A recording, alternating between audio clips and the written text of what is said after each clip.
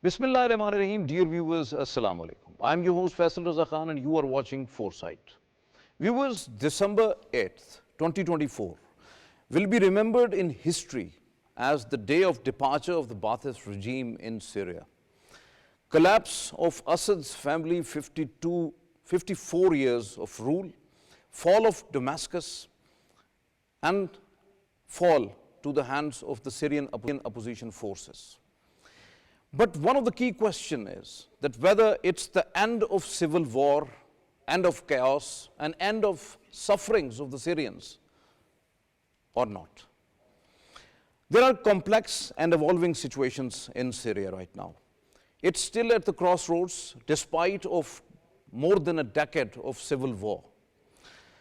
The Hayat Sham emerged as victorious and a key factor in Syria.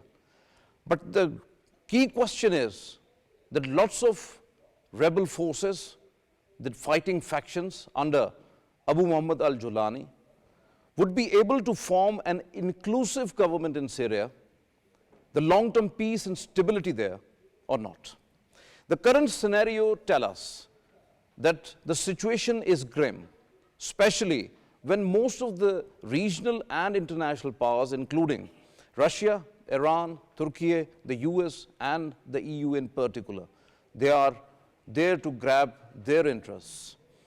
Then, of course, Israel's continuous bombardment in different areas of Syria and also advances in the south of Syria, particularly from Golan Heights, and occupation of the Syrian lands. That is actually complexity of the situation is again there.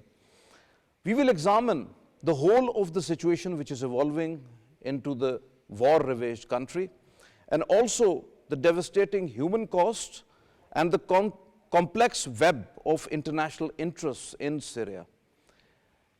The plight of refugees who are in millions and scattered in the neighboring countries of Syria, and also the prospects of peace and stability, reconstruction, rehabilitation, and recovery. And also the state of economy which is in the fragile position right now and the sanctions on Syria which are still there.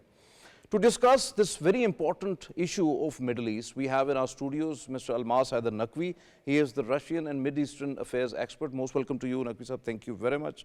And we have in our studios Dr. Waseem Ishaque. He is the senior analyst. Most welcome to you, Dr. Waseem. Thank you. And on the line joining us, Dr. Munawar Hussain. He is the US affairs expert. Most welcome to you, Dr. Munawar. Thank you very much for sparing time. My first question is to you, Dr. Waseem. That do you not think that beside the Western powers, Ukraine, Israel, some Arab nations, and Turkey's support, the Hayat Sham being friendly towards the minorities, pardoning Assad's royal forces, announcement that they have no animosity towards, particularly towards the West, the facilitation of the Assad regimes expelled millions of Syrian refugees in Idlib and in the neighboring countries, and resultantly those refugees became the fighters also, who were later catalysts in the fall of Damascus. Is it just a temporary tactics by some of the factions who were already categorized as the terrorist organizations? Or really the Hayat Sham or Abu Muhammad al-Julani, they really mean it, what they are saying and what they are doing? Faisal, thank you very much for inviting me. Let's first of all review the grand strategic picture. The Syrian events have not unfolded now in December 2024. Yeah, definitely. This is actually the leftover agenda of Arab Spring, which started back in 2013. And having 11 years of stalemate, finally they have made some sort of headway. Now, have a look on the US grand strategy. One, the Eastern Europe, second, the Middle East, and third, East Asia.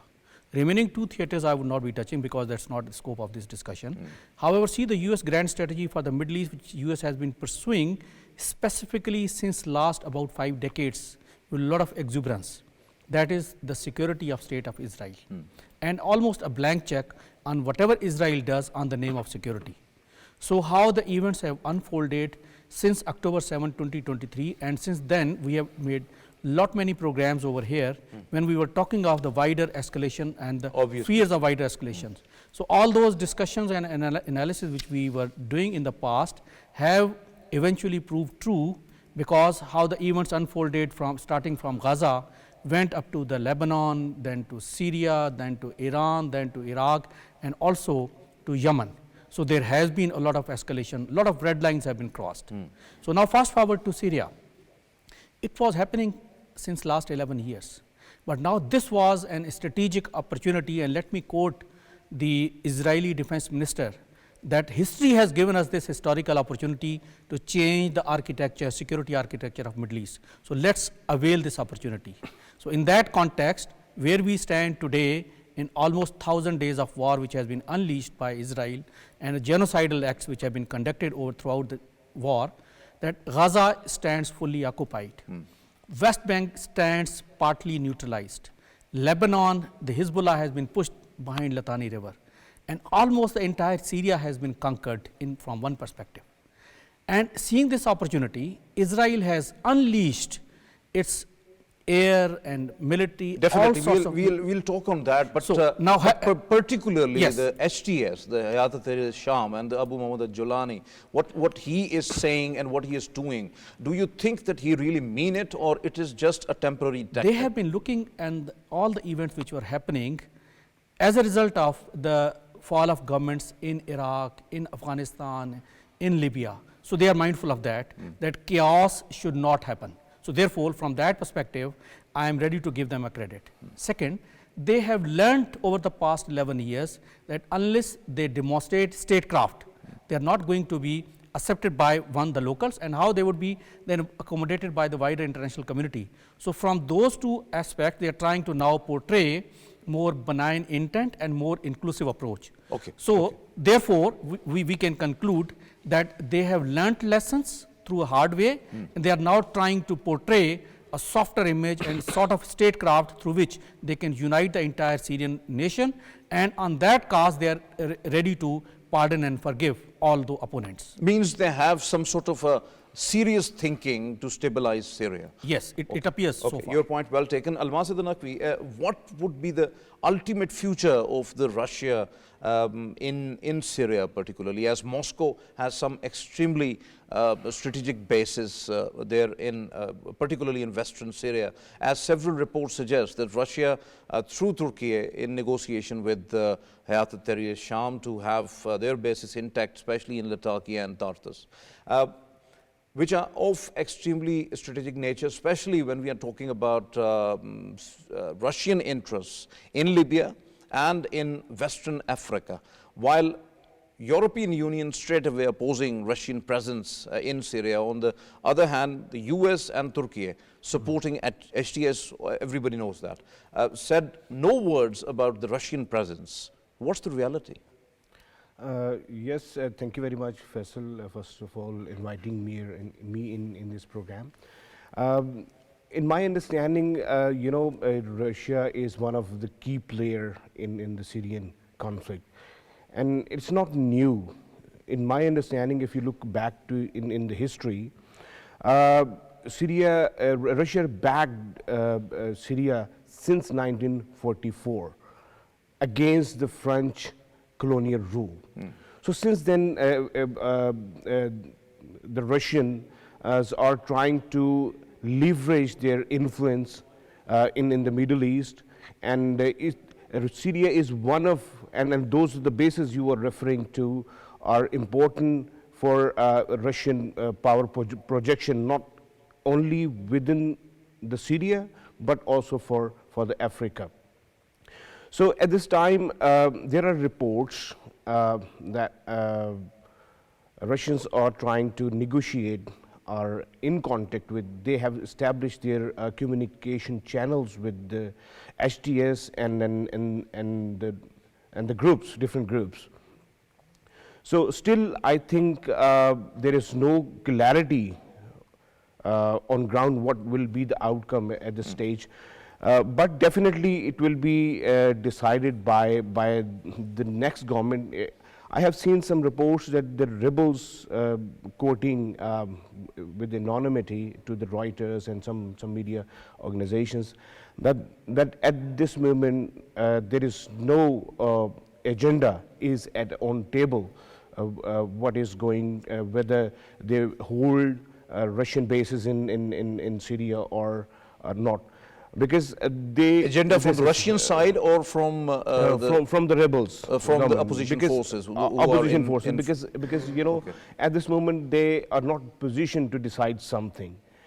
After 1st of March, when the formal transition of power will occur, if it happens, then it will be on the agenda of the next government. means still the Russian future in Syria or its basis is depending upon the schedule and the transfer of power.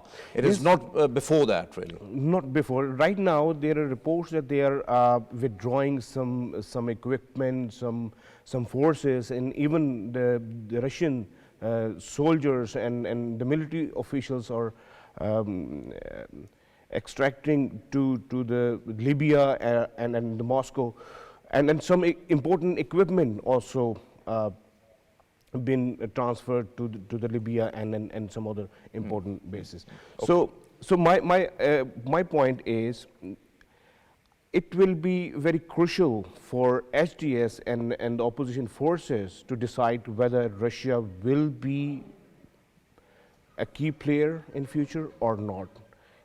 In my understanding, that's the key question, really. The question. No doubt about that. They will try to leverage and manipulate, because HDS has to negotiate with the West.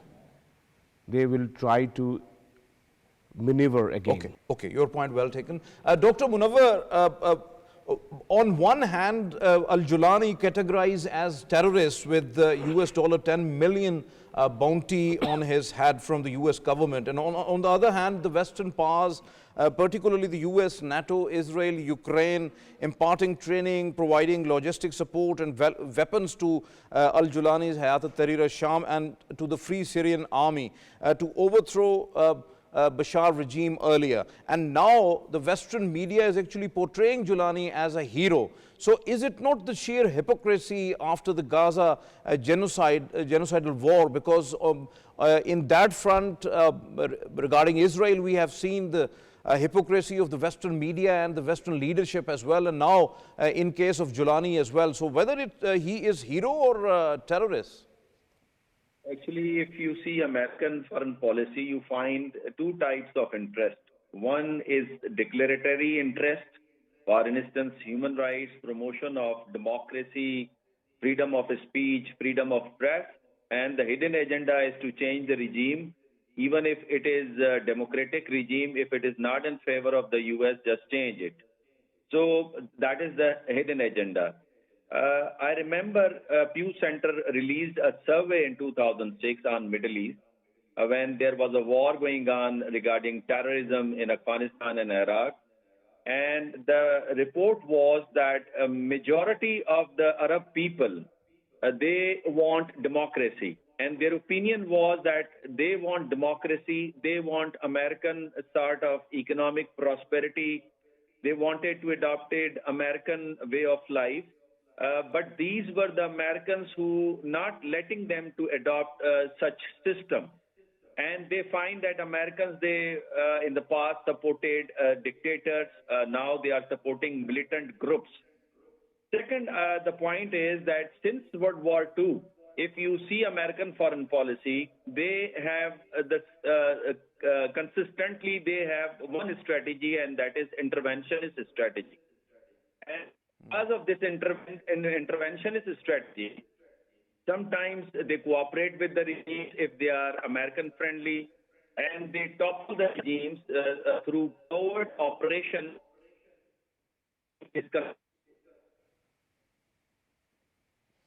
Okay, I think so that there would be some sort of issue with the telephone line. Dr. Waseem, whether when we are talking about Israel, whether Israel had not took advantage of the Syrian situation right now and utilized the threat after more than 400 airstrikes targeted Syrian military assets, including the missile depots, the munition dumps, the air bases, the hangars, the fighter jets and naval bases and other installations.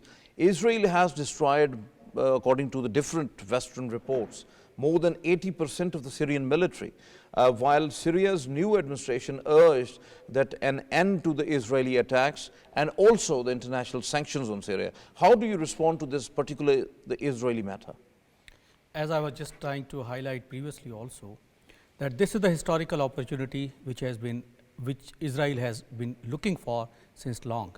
The opportunity was provided, so therefore they are now want to capitalize because the entire West and the United States is on their back. And starting from October 7, 2023, how they have now moved on to almost neutralize the entire Syrian national military assets. I have read about 500 airstrikes and destroying almost 100% of Navy, Air Force and the military arsenals. So therefore, in that context, any potential threat which Israel could foresee emanating from Syria has been neutralized to a great extent.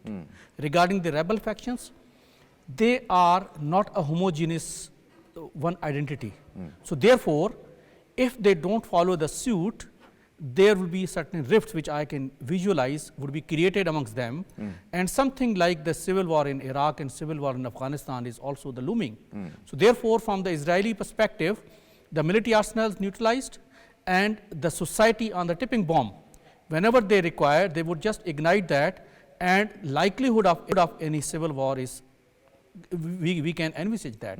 So from that perspective, the Israel's security and the way they moved down below the Golan Heights, creating yet another buffer zone ahead of Golan Heights, shows the Israeli intent for the future. So therefore, I believe that Israel is very much adamant to change the geographical map of Syria if provided an opportunity, which they are really inclined to cash. Your point well taken, Dr. Waseem. Almas, what would be the ultimate Israeli objectives? Because under the pretext of security, Zionist state continues its genocidal and occupational intent. Intent to completely destabilize Syria. Seems that it wants another civil war to erupt, and Israel get more advantage as it continuously bombarding and advancing inside Syria into the Syrian territory, and no Western ally ever stopped her except some of the appeals from the United Nations. So what is ineffective overall, and why not it's more effective in case of Syria right now? Faisal, in my understanding, as Dr. Saab mentioned, that if we look at the US strategy, that US wants to establish Israeli hegemony in the region. And Israeli, at the security realm, if we talk about, they wants to be as a regional hegemon, which is not possible because of its limitation of the land and the population. Indeed, they have military capabilities, but they lack population and the land mass. So at this point of time, when there is a chaos in Syria, and they are trying to take advantages of absence of any coherent government in Syria, they are trying to expand their land. So they are expanding their buffer zone in the name of the security. Buffer zone was established at the pretext of the security, and now they are expanding and then another buffer zone to protect such kind of buffer zone. So broadly speaking, in my understanding, obviously it's an advantageous position for the Israeli regime, and they're trying to take advantage of that.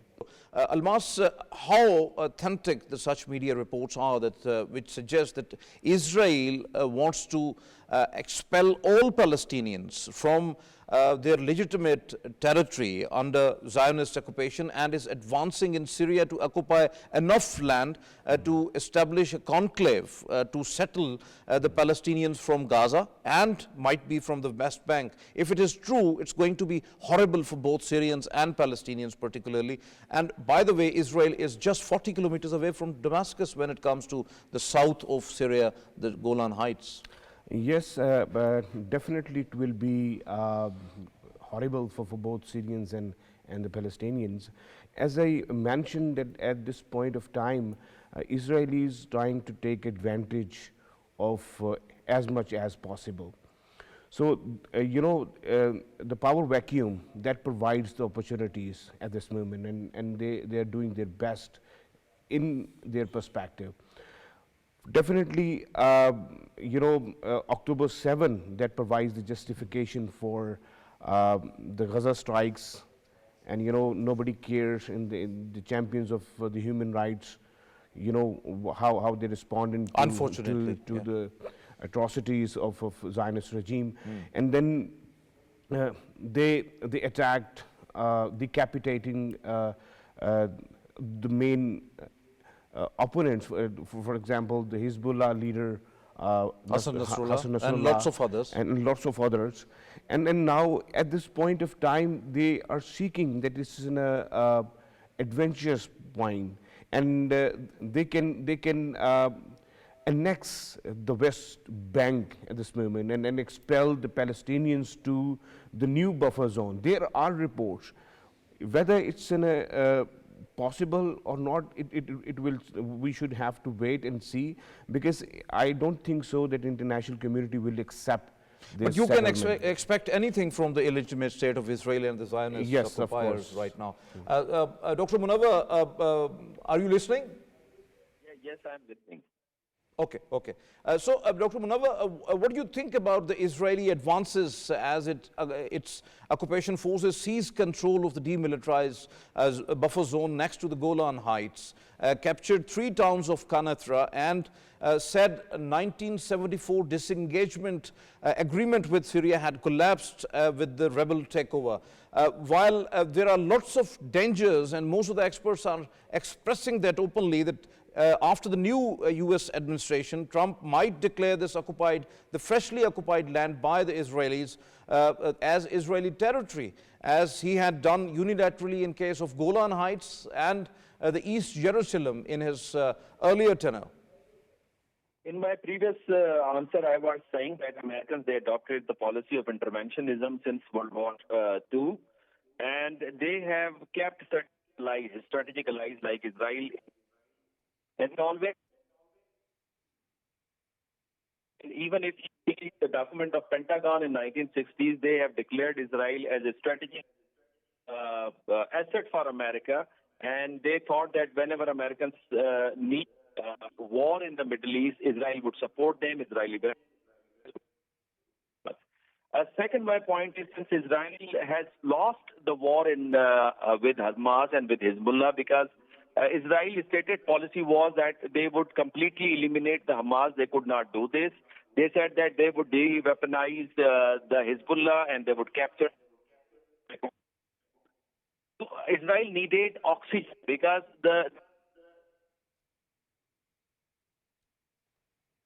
Okay, I think so. There is some issue in the telephone line. So thank you very much, Dr. Munawar, for being with us. Lots of distortion there. So, Dr. Waseem, what do you think about Iran's influence in Syria as it seems largely ended? Hezbollah's supply line cut off might be, that's why the Israel wanted ceasefire there with Hezbollah. And that was what the Western powers, primarily the US and the regional powers, intended to. But what would be the ultimate question of Palestine, especially when it comes to Gaza genocidal war, and where Israeli already intensified its bombardment, its ground invasion from eastern Gaza to the south? So how do you see overall scenario regarding Palestine? if we see the situation what was existing on October 7, 2023, and as we see it today, probably a lot has changed in the entire Middle East. The Iran's axis of resistance, which is actually a source of power and source of influence for the Iran, has actually, it is not diminished, but it has been stunted to a large extent. So if we see, if in Gaza, the Hamas is not completely eliminated, but it has been made almost dysfunctional now. The entire Gaza has been occupied, and the way the Israel is prosecuting its military strategy, appears to be that it's not prepared to leave an inch from Gaza anytime soon. And similarly, the incursion in West Bank is trying to make it also a dysfunctional place. And So what would be the Iran strategy for the Middle East? I'm coming on to that. Okay. But see, similarly, in Hezbollah was a very, very influential power, both domestically as well as for the Palestinian cause. It has been made almost, if not dysfunctional, stunted to a large extent, pushed behind Litani River. A lot of their reserves have been destroyed, and now there's a leadership dilemma also over there. So that axis of resistance is trying to recalibrate its strategy. Hamas, as I said earlier, and towards Syrian side, it's almost non-existent. Definitely, So definitely. we can see that in the overall context, Iran's influence has been reduced to a large extent.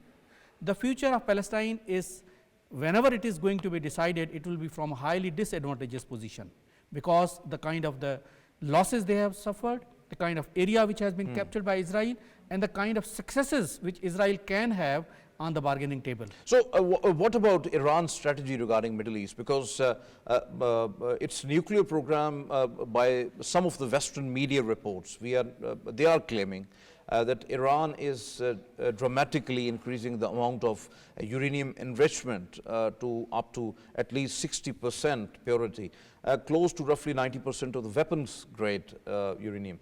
That is able to produce, obviously, the nuclear weapons, but Iran's position is very much clear. It's the stated position that Iran always denied these reports, number one, and the second is that they said that no interest to the nuclear weapons particularly, and that's very clear. So how do you see that time and again these reports surface, and what would be the ultimate Iran's position in Middle East? I believe Iran is also now in a strategic dilemma as to now which sort of strategy they should adopt for the wider Middle East and especially for the Palestinian cause.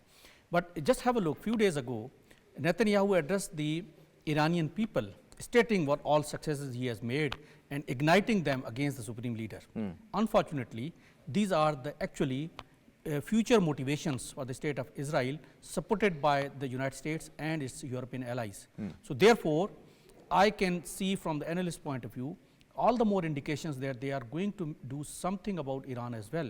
And they have already successfully done it in Iran by killing Ismail Haniyeh and also launching so many other things covertly.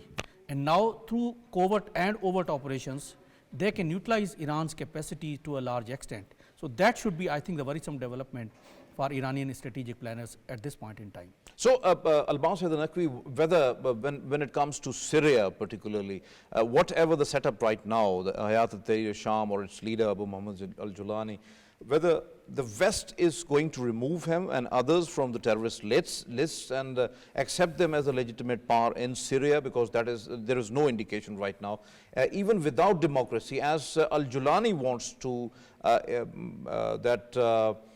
to impose some sort of his own kind of Sharia in Syria. But in 2011, during the Arab Spring, or when the struggle started in Syria, that was the youth had demanded democracy and the free speech, at which Assad reacted brutally. So how do you see whether there would be any sort of a voice of the Syrians, or there would be a real-time something there in Syria like democracy, or something like a setup where the Syrians feels free to speak and free to have their rights over there? Straight away, the answer is no. The reason is that right now, if you look at the composition of the different forces, the opposition forces are dealing in and they're playing in Syria. I think there are 4 or 5 major groups we can categorize at this moment. HDS and allies, they control over 60 or 65% of the land. And then the Syrian Democratic Forces, backed by United States, you were referring to Syrian the Kurds. Syrian Kurds. They are secular and they have their own agenda for the power. Then there are groups, they are backed by the Turkish backed groups, and they have their own interest. And then the Alvites, the remainings of the Assad regime. So in given situation, each and every political or the group have their own ideological and political interest in Syria. So to what extent they reconcile and sit together, in my understanding, it will be a utopian idea. The real interest that matter definitely in the upcoming months are so much important, because it's not a matter of just domestic composition. The external players are also involved. Definitely, you are absolutely right, because but for the Syrians, peace and stability is very important, and for the rest of the region and the international players, it's always the interest, really. So, Dr. Waseem, what will be the ultimate future of the Syria, as more than a decade-old Syrian civil war was largely the result of international politics, especially the strategic competition and the quest for Syrian natural resources between the US, Russia, Iran, Turkey, Arab countries, and it made Syrian conflict more complex. So how do you see about the regional and international interests right now within Syria? I think, Faisal, the regional and the international interests would continue to make a significant impact on the future of Syria. However, I feel that Syria would, from short to medium term, would undergo a period of transition. Okay. So they would just be trying to consolidate and stabilize and try to work on bringing some sort of stability and forming an inclusive, or maybe at least an acceptable government, acceptable form of government. And then the biggest danger is that so many rebel factions, which are actually heterogeneous entity, how they can be Definitely, we are coming to that point as well. Almas, as Dr. Waseem said, it is important to have stability in Syria and some sort of a coherence among all the fighting factions. Syria's ravaged economy would create a real frustration among the locals, as quarter of the Syrian economy was met through the oil exports back in 2011. But now the oil production facilities are not in the Hayat al-Tahrir al-Sham's control, but in fact in the northeast of Syria, and under the US and the US-backed Kurdish or the Syrian Democratic Forces, SDF control. So recently, SDF seized the control of eastern Syrian city, and it is right now when in Damascus, Hayat al-Tahrir al-Sham is there. So they seized control of the eastern Syrian city of Dar al-Zor as well. So how oil facilities will be used for the Syrian welfare to have, first of all, lift the sanctions first, and then the oil exports or the agriculture or all other exports from Syria, and use them for the Syrian welfare?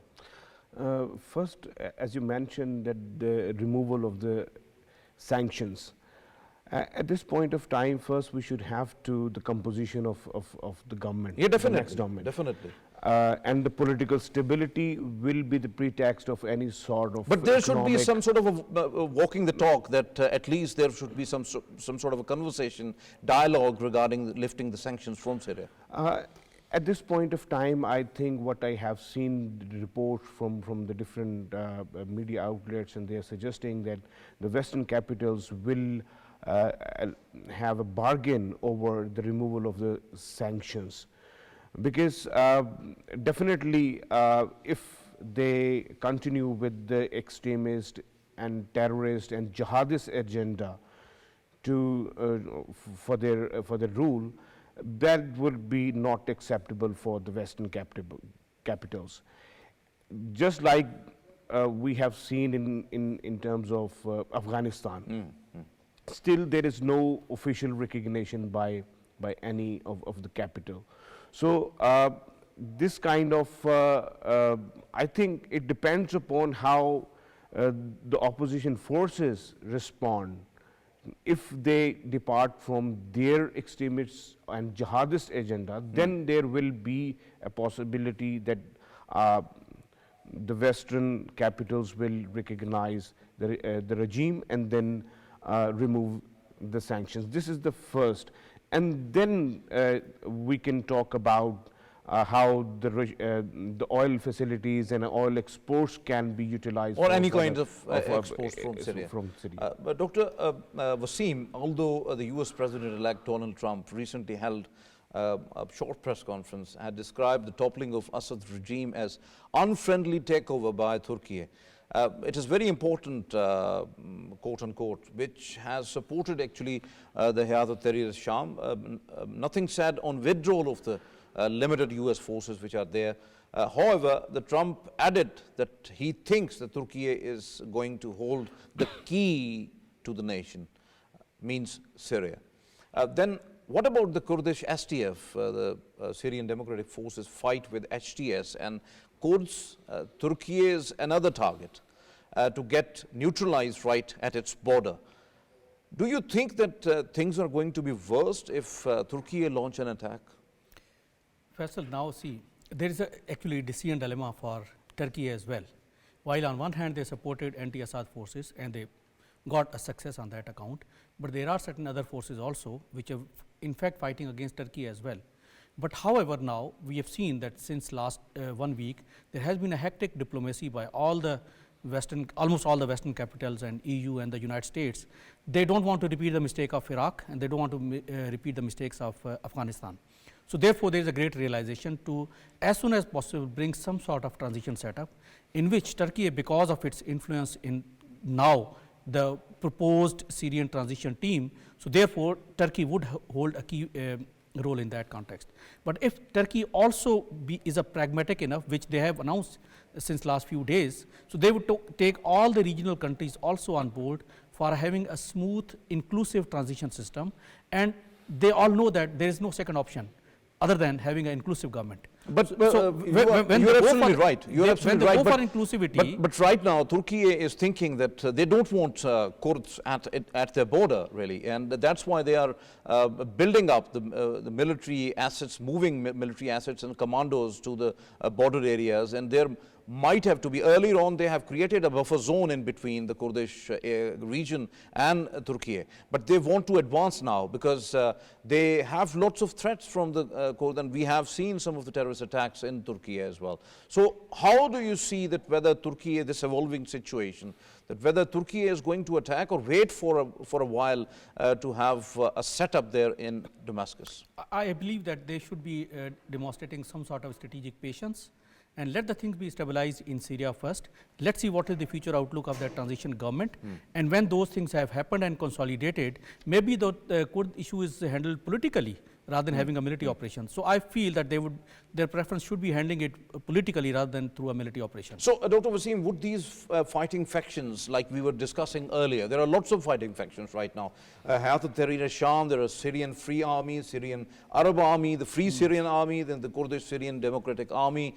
There are lots of armies, really. So would agree on a long-term governance model, an inclusive Syrian government that who will rule and what would be ultimately the rule of game. So as many fears that might be another civil war or infighting waiting unfortunately for the Syrians, unless and until any concrete inclusive governance plan would be agreed upon between all the fighting factions who are right now one under Hayat al-Tahrir Sham, but they have differences in between as well. We have seen a lot of splinter groups playing havoc inside Libya, inside Iraq, and inside Afghanistan. So therefore, there are lots of fears in all the strategic thinkers all around the world that it might lead to some sort of more instability and catastrophe. So therefore, but on the other hand, the silver lining is that there's a greater realization among those rebel groups as well, that if they start civil war, they would lose the public support, which is now at least visible on the streets of Damascus. So therefore, it is a compulsion for all of them to unite together for a unified cause, because they can't afford any further instability. So therefore, I'm sure that they would handle all these issues maturely, but unless exploited by the foreign powers, they should be working on a unified agenda of bringing stability and inclusive government. So, Almas, would there be long-term peace and stability in Syria, where the international community recognize that any of the upcoming new setup and lift all kind of sanctions, not just the terrorist list, removal of the terrorist list, or anything like that. So all kind of sanctions help stabilize the devastating economy, give some sort of control back to the Syrian people, which most of the countries have right now in Syria. Sanction aid and assistance to the for the Syrian reconstruction efforts, and help millions of refugees who are right now residing in Turkey, in Lebanon, and lots of other countries to return back to Syria with dignity and honor. So do you think that there would be any sort of a stabilization and the genuine international support for the Syrians? I believe in the real politics. I don't think so that this will happen as soon as possible.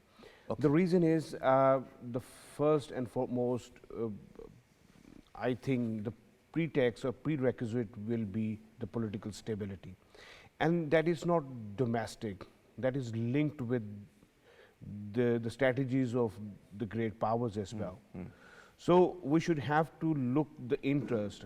It will be an ideal situation that all the great powers are agreed on a single point. It's not possible. It's in a utopian idea. It's in a highly ideal position.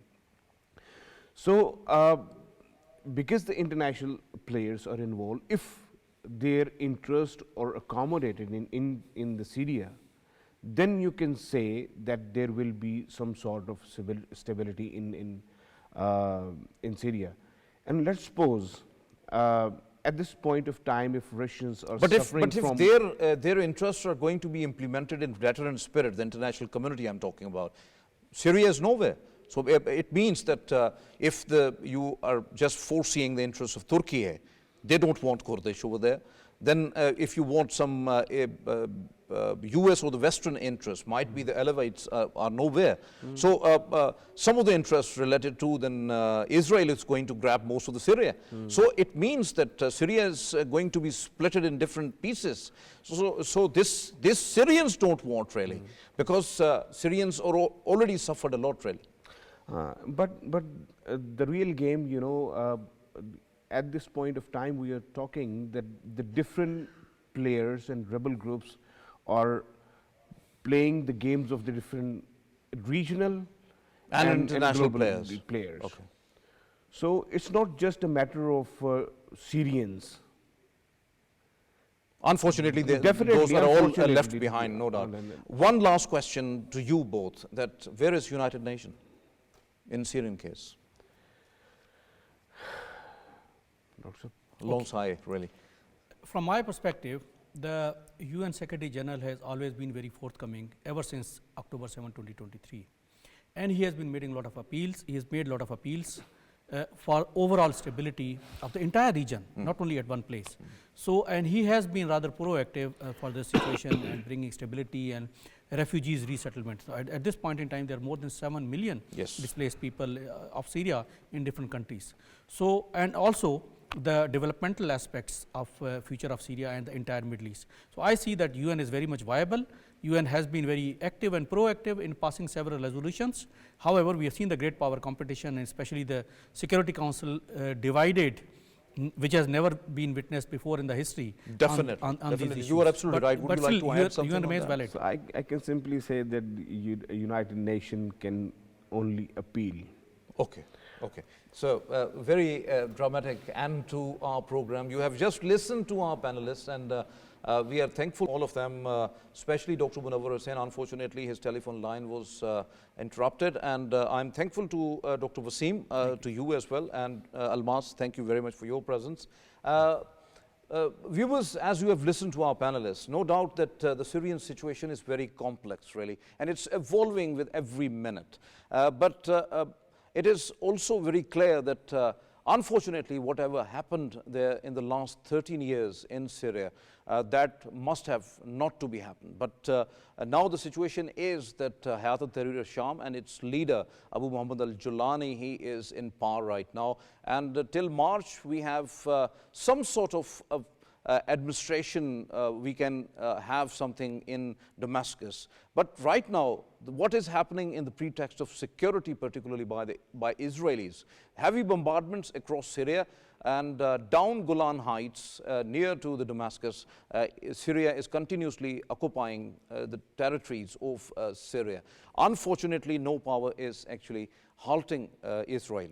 US double standards seems to be dominant in this whole arena, and US wants Israel's hegemony in the region, creating buffer zones after the buffer zones and then occupations after occupations.